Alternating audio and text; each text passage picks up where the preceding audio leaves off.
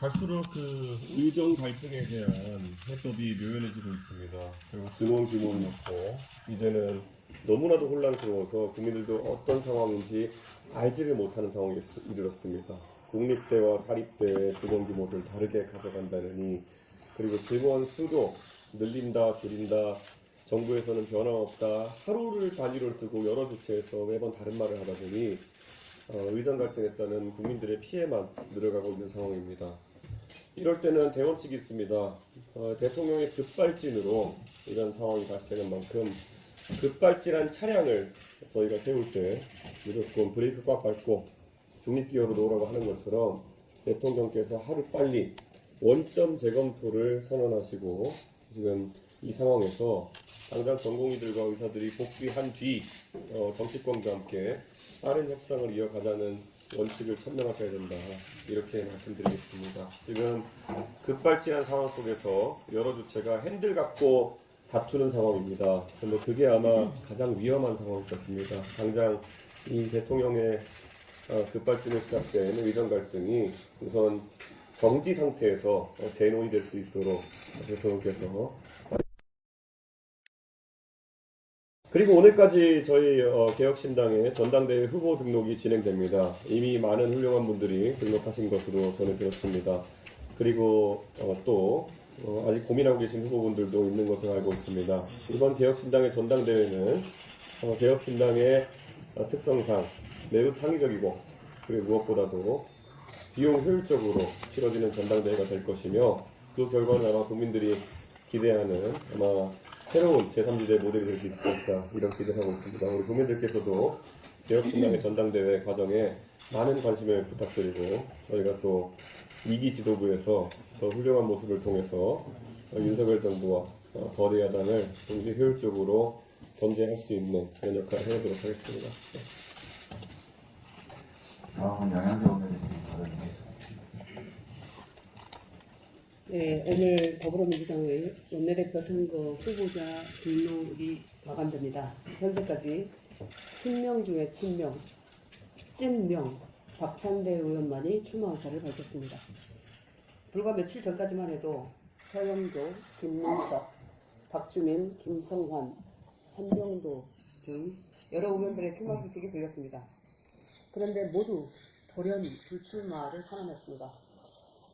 민심과 공심이 아닌 명심을 살핀 결과입니다. 비명행사, 친명행제 공천으로 이재명 대표 픽만이 살아남을 수 있었던 총선에 이어 차기 국회를 이끌 원내대표로도 이재명 대표 픽인 박찬대 의원 낙점, 그야말로 민주당의 이재명 사당화 공식 선언입니다. 국민의힘은 지난해 3월 열린 전당대회에서 용산 대통령실 픽 김기현 의원을 대표로 선출했습니다. 이후 민심을 살피지 못하고 윤비어천가를 부른 결과 이번 총선에서 냉혹한 심판을 피해갈 수 없었습니다. 당시 민주당은 어떻습니까? 국민의힘과 김 대표를 향해서 용산 아바타라며 맹렬히 비판했습니다. 지금의 민주당은 어떻습니까? 그때의 국민의힘과 다를 바가 없습니다. 이재명 아바타들이 주요 당권을 모두 장악하고 있습니다. 오직 이재명 대표에 대한 충성 경쟁만이 남을 민주당의 힘이 되었습니다. 부디 원내 일당 민주당이 다양한 목소리가 공존하는 민주주의가 살아있는 정당이길 바랍니다. 다음 주면 우리 개혁신당 전당대회가 시작됩니다. 오직 국민과 대한민국의 미래만을 생각하며 유능한 인재들이 공정한 경쟁을 펼칠 기회의 장으로 만들겠습니다. 고맙습니다. 조홍천 최고위원 발언입니다. 총선 이후 여야 협치의 상징으로 추진되던 여수회담의 무산 위기가 점점 고조되고 있습니다. 윤석열 대통령과 이재명 대표가 통화를 한 지 일주일 지났고, 어제 대통령실과 민당 간에 두 번째 실무 협상이 열렸지만 회담 날짜도 못 잡고 벌써부터 상대방 탓만하고 있습니다. 여전히 상대방을 적으로 여기고 양보하지 않는 개전의 태도를 바꾸지 않으며 기회만 있으면 상대방에게 책임을 돌리려는 과거의 입장에서 한치도 바뀌지 않은 것 같습니다. 과거 민주당 이재명 대표의 영수회담 제의를 여러 차례 거부했던 윤 대통령이 급선회하여 먼저 만남을 제안했던 것은 국민들께서 강제하신 것입니다. 총선에서 드러난 민심은 더 이상 여야의 상대방 악마화 그리고 무한대치를 끝내고 대화와 협치를 시작하라는 명령이셨습니다. 다시 말해 무조건 만나라 였습니다. 정치권이 여기에 화답하는 방법은 조건 없는 만남이어야 합니다. 영수회담을 통해 과거와 같이 대통령은 국정 운영의 방향을 제1야당 대표에게 설명하며 협조를 구하고 야당 대표는 대통령에게 민심을 전하며 의견을 제시하면 됩니다. 그런데 민주당은 의제가 확정되지 않으면 영수회담을 못하겠다는 것이고 대통령실은 민주당의 요구가 지나치다는 입장이 분명합니다.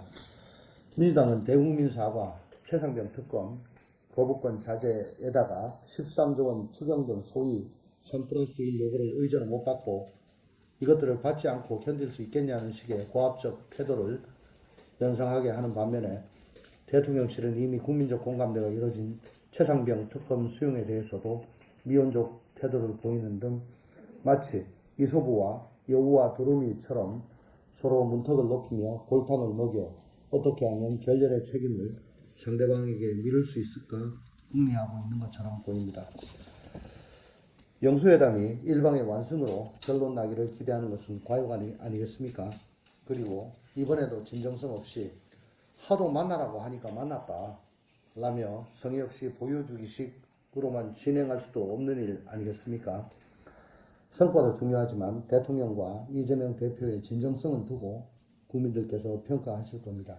그리고 민생과 소통 그리고 협치에 대해 어느 쪽이 더 진심이었느냐를 두고 국민들께서 평가하실 것입니다. 영수회담이 시작도 하기 전에 성과를 자랑하려고 하거나 반대로 무산되든 말든 간에 상대방에게 책임을 미루려는 태도는 국민들께서 만들어주신 협치의 기회를 걷어차 버리는 것입니다. 민심에 준엄한 명령은 분명합니다. 지긋지긋한 상호 비방과 기싸움은 그만두고 하루빨리 만나라는 것입니다. 구체적인 의제보다 더욱 중요한 것은 협치와 소통의 약속입니다. 한 번의 영수회담에서 성과에 집착하는 것, 의제를 합의하는 것보다 영수회담을 정례화하고 실무 여야정 협의체를 만드는 등 대통령이 국회를 존중하고 정부 여당이 야권을 국정 운영의 바통으로 인정하여 함께 민생을 돌보라는 것이 민심의 명령입니다.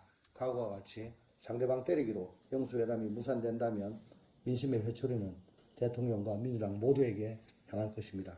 부디 국민들께서 만들어주신 기회를 정치권이 다시 걷어차버리는 오류를 범하지 않기를 바랍니다. 이상입니다. 다음은 김영남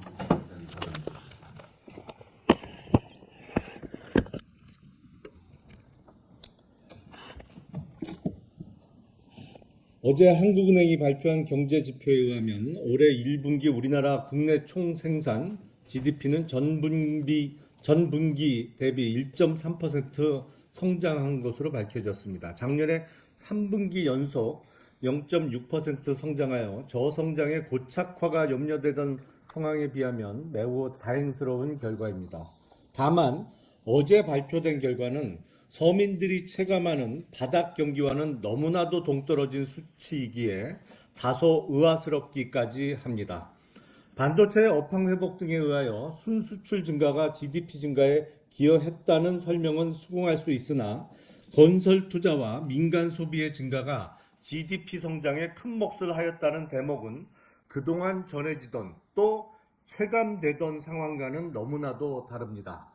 지금 중산층 이하 대부분의 국민이 체감하는 경기 상황은 IMF 외환 위기와 코로나 비상 상황보다도 훨씬 나쁜 말 그대로 단군 이래 최대 불황입니다.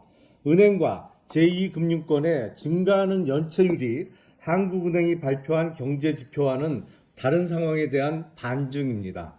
경제부처를 비롯한 정부는 체감 경기와 상이한 경제지표에 안주해서도 안 되고 경기가 회복되고 있다고 주장해서도 안 될 것입니다. 경기 부양을 위한 민생법안 처리를 위해 국회와 특히 야당과 열린 자세로 지혜를 모아야 합니다.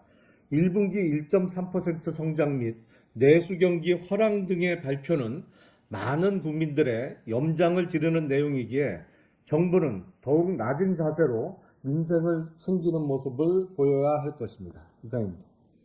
네, 의견을 드린 대로 질문하겠습니다.